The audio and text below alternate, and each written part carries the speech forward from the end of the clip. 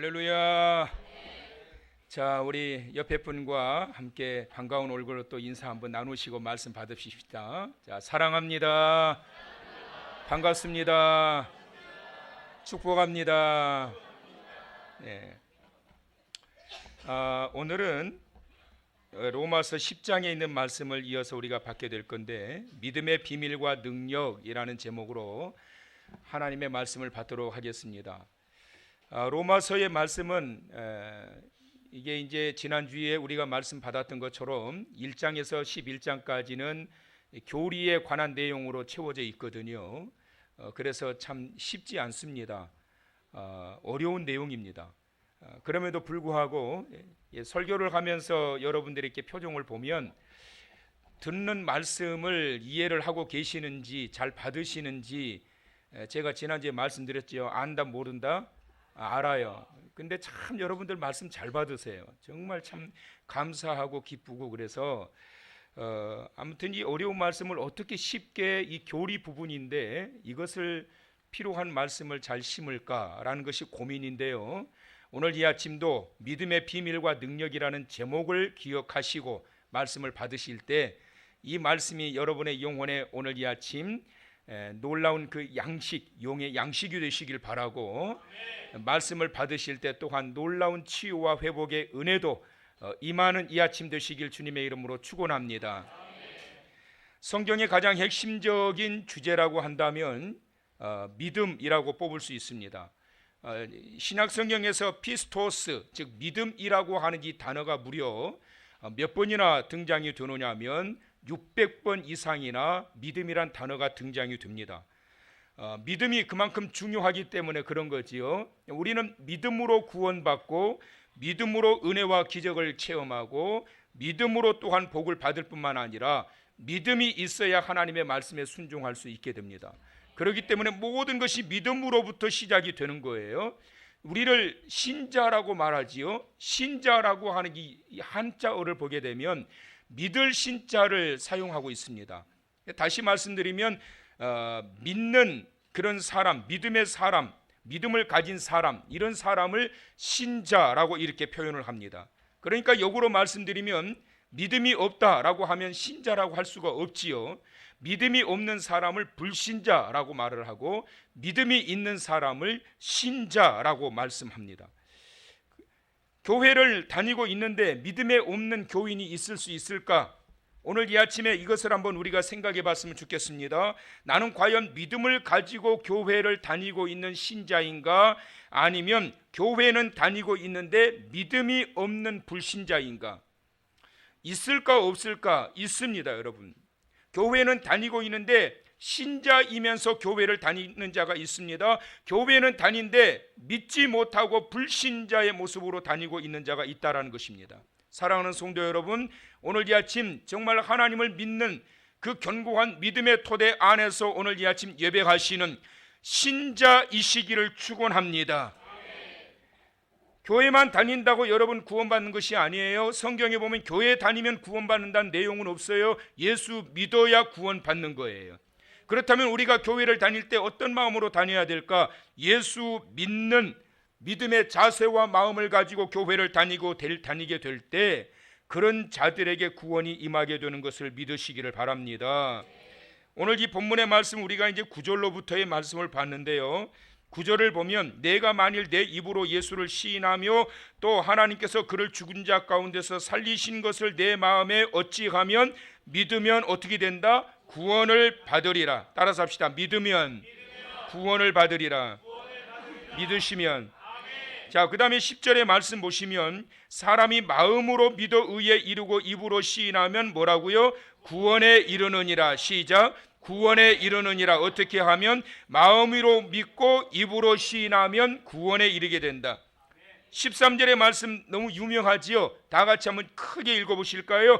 시작. 누구든지 주의 이름을 부르는 자는 구원을 받으리라. 할렐루야.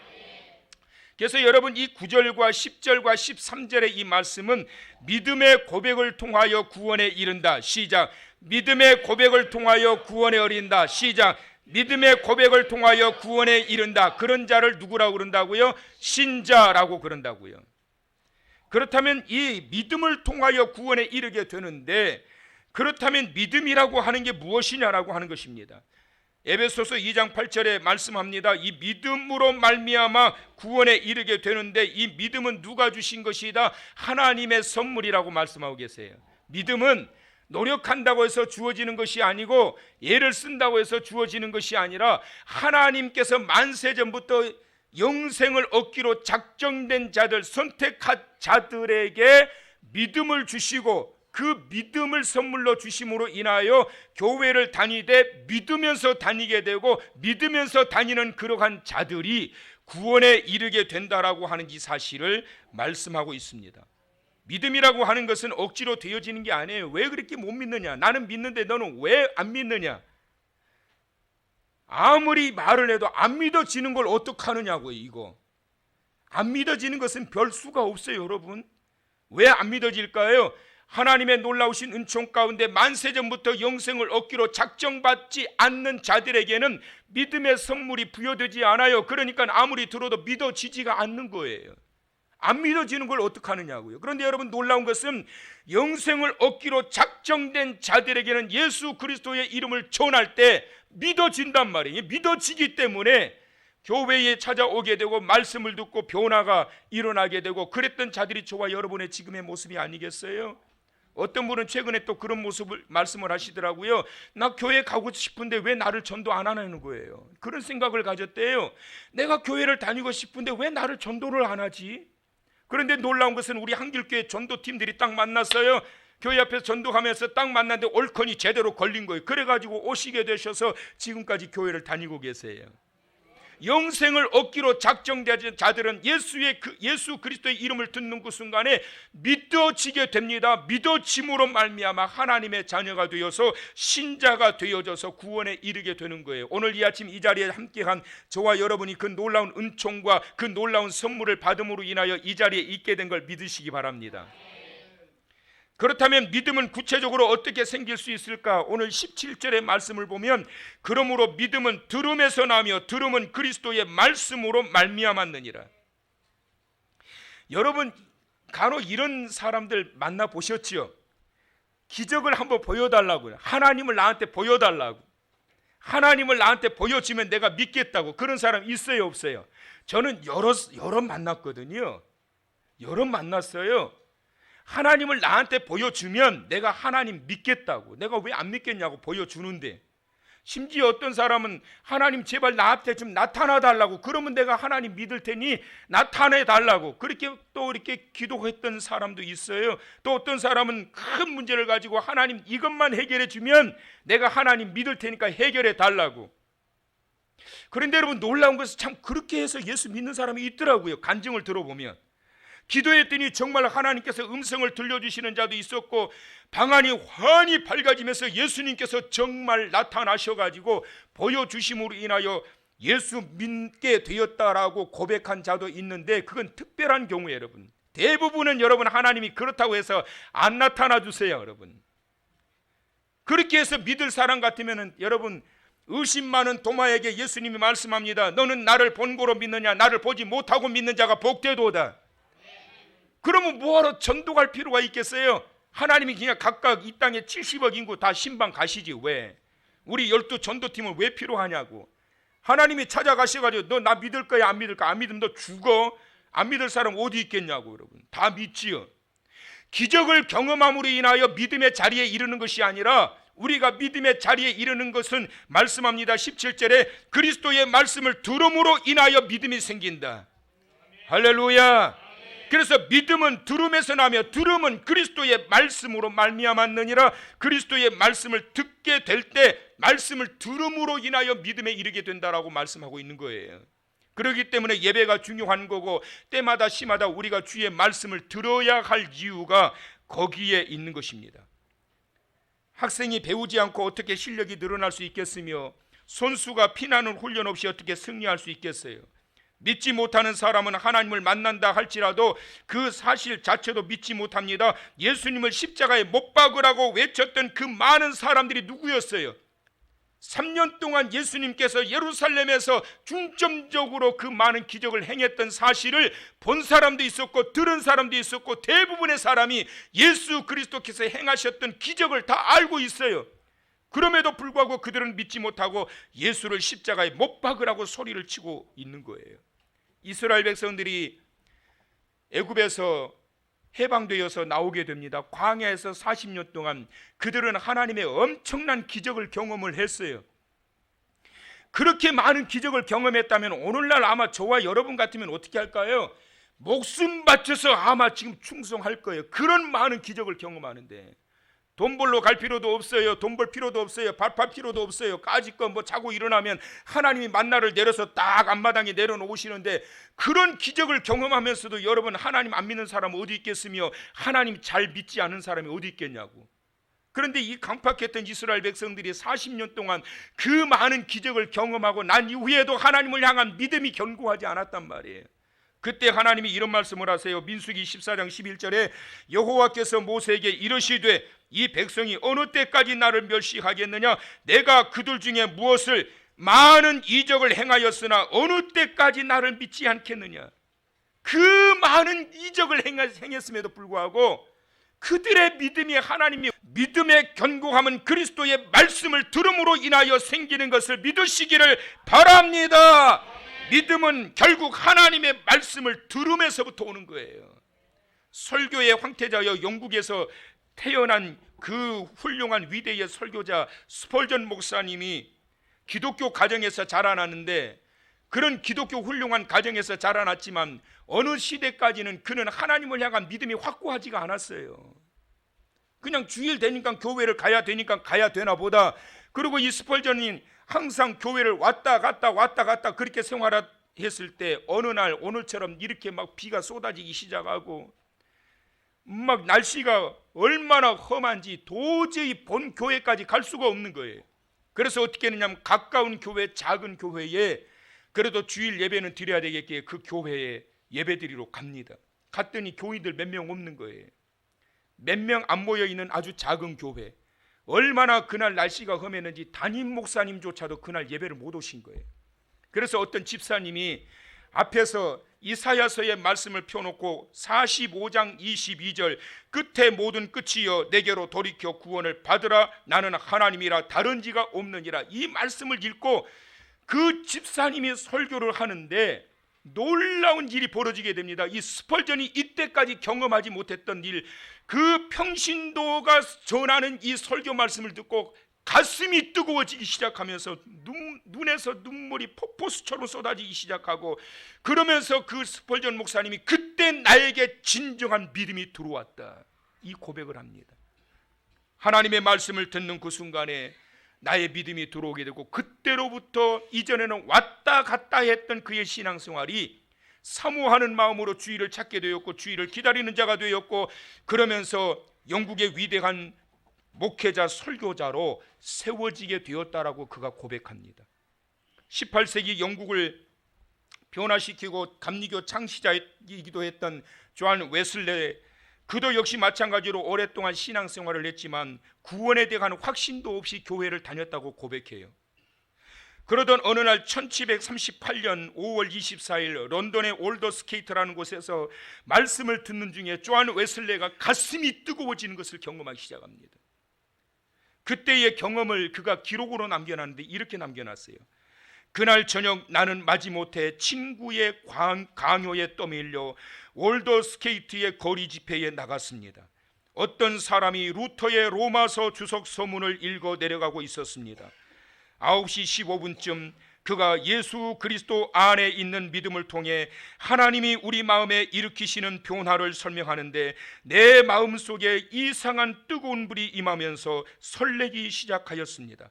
예수 그리스도를 믿음으로 말미암아 값없이 용서를 받고 의롭다 함을 얻어 구원을 받는다는 진리를 마음속으로 확연히 깨닫게 되었습니다. 지금 스펄전 목사님과 존 웨슬레 이 두 분의 경험을 보게 되면 공통점이 있습니다. 뭐지요? 말씀을 듣는 중에 신비한 역사가 일어나게 되었고 그때에 그의 진정한 회심이 일어나게 되었다는 거예요. 기적을 경험한다고 여러분 믿음이 좋아지는 게 아니에요. 저도 여러분 많은 기적을 경험했어요. 여러분들도 숱하게 많은 기적을 경험해요. 자식이 감기에 걸려서 아파 있을 때 안타까운 마음으로 어루만져 기도합니다. 하나님, 이 아이의 감기를 낫게 해주세요. 또한 자기의 절박한 문제를 놓고 하나님 앞에 기도합니다. 하나님, 나의 이 절박한 문제를 해결해 주시고, 그리고 하나님, 이 회복을 통하여서 하나님의 살아계심을 경험하게 해주세요. 여러 가지 많은 문제를 놓고 기도합니다. 그런데 여러분, 놀라운 것은 나도 모르는 사이에 그 기도가 응답되어져서 감기가 떨어지게 되고 몸이 좋아지게 되고 문제가 해결되어지는 경험을 하게 되는데, 더 놀라운 건 뭔 줄 아세요? 그것이 하나님께서 행하신 일이라고 모르고 지나가 버린다는 거예요. 대단히 놀랍지요.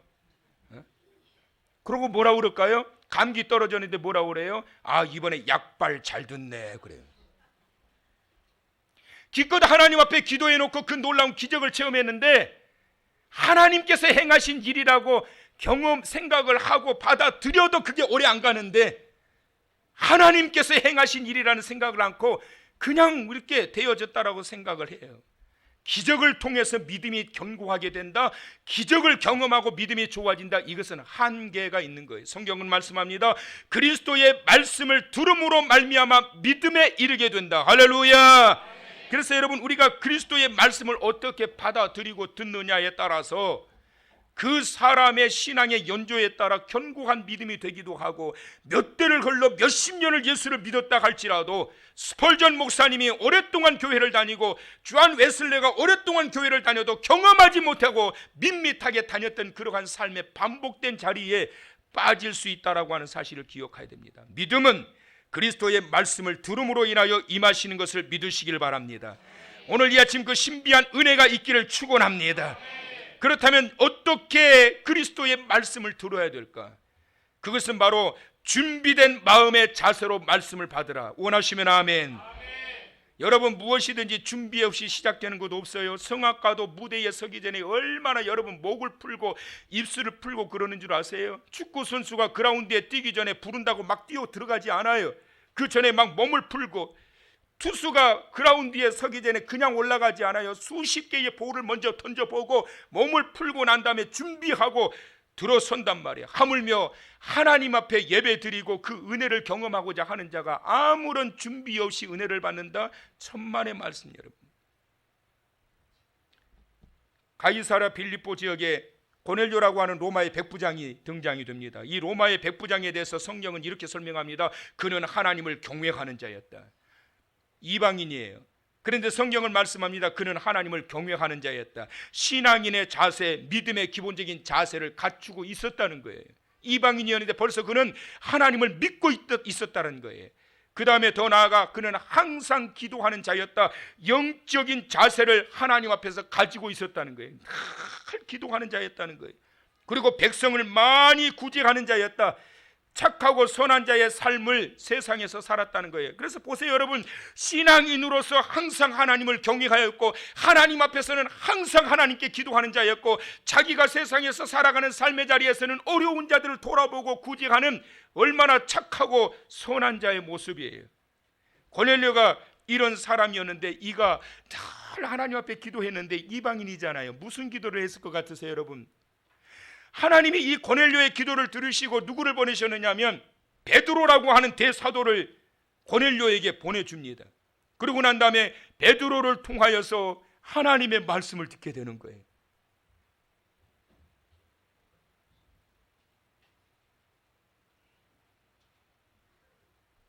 여러분,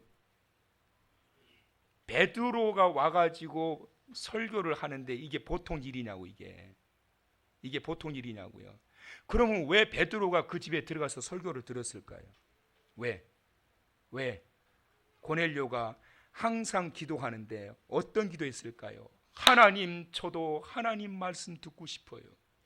하나님, 우리도 하나님의 말씀을 제발 듣고 싶어요. 이방인에게는 하나님의 말씀을 들을 기회가 없었단 말이에요. 그러한 때에 이 고넬료는 하나님을 경외하고 항상 기도하며 세상적으로는 법 없이도 살 수 있을 정도의 착하고 선한 사람이었는데, 얼마나 하나님의 말씀을 듣고 싶었는지, 노상 나도 하나님 말씀 듣게 해주세요. 하나님 말씀에 대한 이 간절함이 있었기에 베드로를 보내서 말씀을 듣게 한 것 아니겠어요?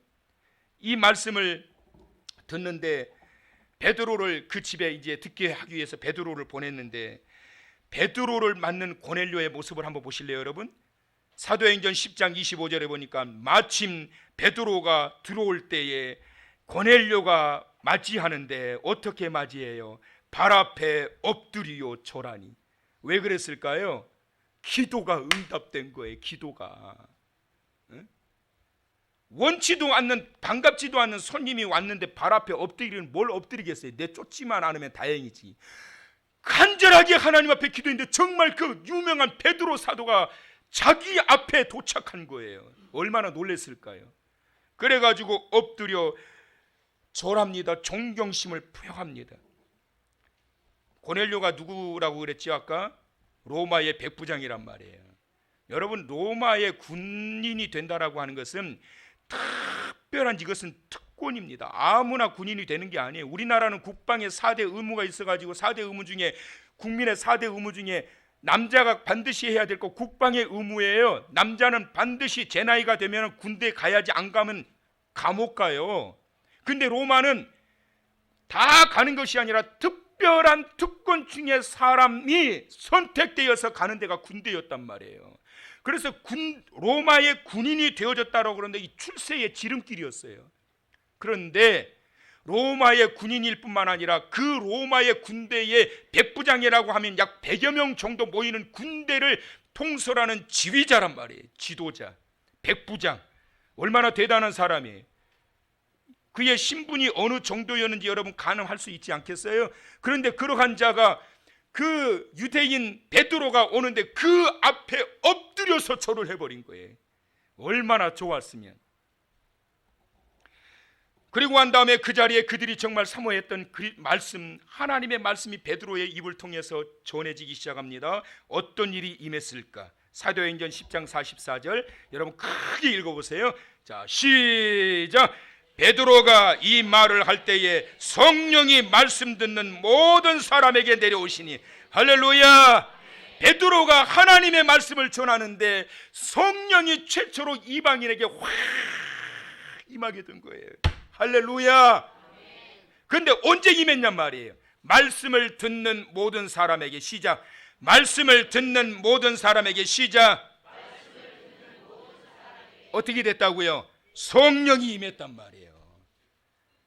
말씀을 듣는 모든 사람들에게 성령이 확 임하게 되면서 그 자리에 성령 충만함의 자리가 되었던 것을 보게 됩니다.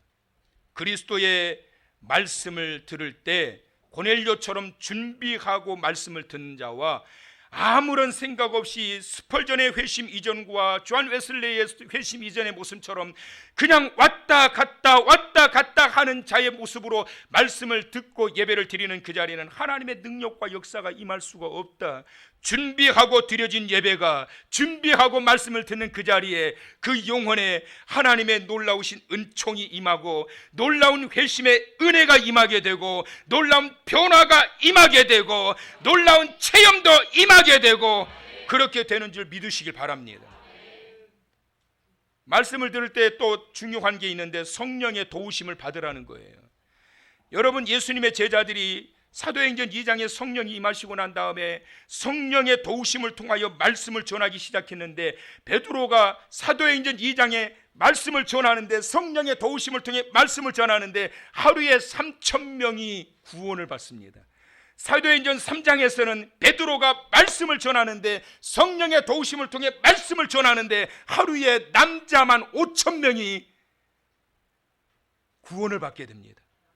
얼마나 놀라운 역사예요. 그냥 이루어진 게 아니에요. 성령 받기 이전에는 베드로는 한 명도 감당을 못했던 자예요. 그런데 성령 받고 난 다음에 성령의 도우심을 통하여 말씀을 전하게 되니까 하루에 3,000명, 3장에서는 하루에 5,000명. 와, 이거 놀랍지 않아요?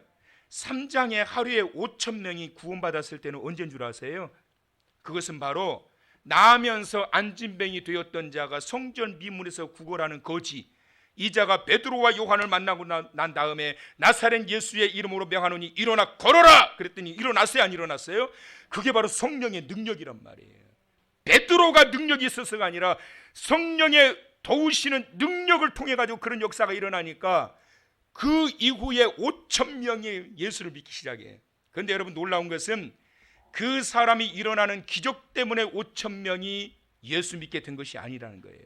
자, 사도행전 4장 4절의 말씀을 다 같이 크게 읽어봅시다. 자, 시작. 말씀을 들은 사람 중에 믿는 자가 많으니 남자의 수가 약 5천이나 되었더라. 할렐루야. 그러니까 말씀을 듣는 사람 중에 믿는 자가 많았는데 남자만 5천 명. 베드로가 한 번 설교를 했는데 안진뱅이가 일어나고 난 이후에 그것은 영향은 받았지만 중요한 것은 말씀을 들음으로 인하여 믿는 자가 많았다. 우리 한길교회에 이 놀라운 기적과 역사가 있기를 축원합니다. 여러분이 전하는 여러분의 입에서 나오는 하나님의 말씀을 통하여 믿는 자가 많아지길 축원합니다. 또 하나 마지막으로 어떻게 말씀을 받아야 될까? 크게 따라서 하세요. 나에게 주시는 말씀. 옆에 사람한테 너에게 주시는 말씀. 시킨다고 그대로 따라서 해요. 또 옆에 사람한테 나에게 주시는 말씀. 시작. 말씀을 들을 때 꼭 그런 사람이 있어요. 이 말씀은 박씨도 있고 누구를 이야기해야 되냐. 우리 교회는 소집사가 없지. 저 말씀이 저 소집사가 들어요. 혹시 소집사 있으면 양해하세요. 나 모르니까. 이거 오늘 이 소집사 하나님이 깨 부시려고 목사님 오늘 설교하게 하신 거다. 소집사 해피로는 안 나왔네. 휴가 갔나 봐. 그것이 아니라 하나님의 말씀을 어떻게 해야 내가 믿음이 자라게 되느냐. 오늘 이 시간 나에게 주시는 말씀이다. 할렐루야. 데살로니가 교회는 믿음이 좋기로 소문났잖아요. 왜 그렇게 믿음이 좋아졌을까요? 하나님의 말씀을 받을 때마다 어떻게 받았다라고 기록하고 있느냐 하면 데살로니가전서 2장 13절에 이렇게 말씀하세요. 자, 크게 읽어보세요. 시작. 이러므로 우리가 하나님께 끊임없이 감사함은 너희가 우리에게 들은 바 하나님의 말씀을 받을 때에 사람의 말로 받지 아니하고 하나님의 말씀으로 받음이니 진실로 그러하다 이 말씀이 너희 믿는 자 가운데서 역사하느니라. 할렐루야. 데살로니가 교회가 믿음이 좋기로 소문이 나버렸어요. 아주 자자했어요. 평판이. 근데 알고 봤더니 설교를 들을 때마다 사람의 말로 들은 것이 아니라 하나님의 말씀으로 받음으로 인하여 그 믿음이 너희 가운데 역사하느니라. 할렐루야. 설교를 들을 때 무엇보다 중요한 것은 바로 이런 자세입니다. 사람의 말로 받지 않고 하나님께서 나에게 이 시간 나에게 주시는 말씀이다 라고 받고 내 삶에 적용하고 나를 돌아보게 될 때 문제는 풀어가게 될 뿐만 아니라 나의 영혼이 강건해지게 되는 거예요. 사랑하는 한길교회 성도 여러분, 그리스도의 말씀을 통하여 참되고 견고한 믿음의 자리에 서게 되시길 축원합니다. 믿음은 들음에서 난다고 했습니다. 들음은 무엇이냐? 그리스도의 말씀으로 되어진다고 그랬어요. 오늘도 성령께서 말씀을 듣는 여러분의 마음과 생각을 어루만져 주셔서 견고한 믿음의 자리에 이르기를 축원합니다. 여러분의 말에 능력이 있기를 축원합니다. 그를 통해서 수많은 믿는 자가 돌아오기를 축원합니다. 제가 존경하는 목사님이 계시는데 예전에도 한번 말씀드렸는데 그분이 암으로 지금 고통당하고 계세요. 제가 전도사 시절에 가장 영향을 받았던 목사님이라고 한다면 바로 그분이에요. 통합측 목사님인데 김동호 목사님이세요. 저는 그분이 얼마나 좋아하는지 그분의 인격과 그들의 순결함과 그분의 맑은 이러한 모습이 너무 좋아가지고 저는 전도사 시절에 그 목사님의 설교 스타일까지 그대로 따라서 했어요. 근데 지금 암과 투병 중에 계시는데 그 목사님께서 믿음이라고 하는 부분에 있어서 이런 말씀을 하셨더라고요. 나는 할 수 있다는 자기 믿음만으로도 목표에 도달하는 놀라운 일들이 일어납니다. 나는 할 수 있다라고 하는 자기 믿음만으로도 목표에 도달하는 놀라운 일들이 일어납니다. 여러분 믿으시지요? 무슨 말인지 이해가 안 되세요?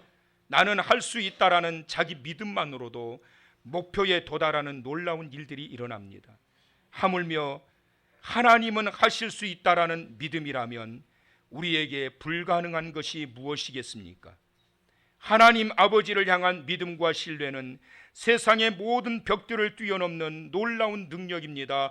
나는 할 수 없어도 하나님은 다 하실 수 있기 때문입니다. 저는 이 목사님이 가지고 계시는 이 믿음대로 그 목사님이 다시 건강을 회복하시길 소망합니다. 이 목사님은 말씀대로 믿음의 놀라운 능력과 그 비밀을 믿고 기대하시는 분이라고 생각합니다. 저와 여러분도 이와 같은 그 말씀의 비밀과 능력을 삶의 현장에서 경험하면서 이번 한 주간도 축복된 귀한 한 주간 열어가시기를 주님의 이름으로 축원합니다.